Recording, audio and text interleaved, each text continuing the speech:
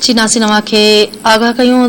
दादू Daro road ते मुबैना police मुक़ाबले दौरान एक ॾोहारी मारिजी वियो। पुलिस जो चवण आहे त मुक़ाबले दौरान एक ॾोहारी मारिजी वियो आहे। संदसि साथी फरार थी वियो आहे। मारिजी वियल जवाबदार वटां हथियार ऐं मोटरसाइकिल हथ आई, जॾहिं त मारिजी वियल फोरो जी सुञाणप न थी सघी आहे।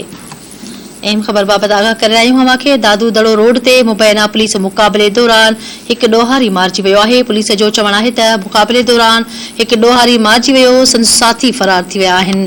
मारिजी वियल जवाबदार वटां हथियार ऐं मोटरसाइकिल हथ आई आहे। मारिजी वियल फोरूअ जी सुञाणप न थी सघी आहे।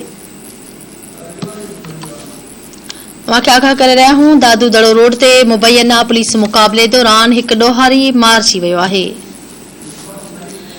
जी राज़ीन दादू खान धरती टीवी न्यूज़ जो रिपोर्टर इशफाक मलिक लाइन ते मौजूद है। जी इशफाक आगाह कजो कहिड़ा तफ़सील आहिनि। हाँ जी बिल्कुल तव्हांखे ॿुधाईंदो हलां त दादू बी सेक्शन थाने जी हद में दड़ो रोड ते रात देर सां पुलिस जो मुबैना मुक़ाबलो थी वियो आहे, जंहिंजे दौरान हिकु ॾोहारी मारिजी वियो आहे, जंहिंजो लाश हिन महिल ताईं दादू सिविल अस्पताल में मौजूद है।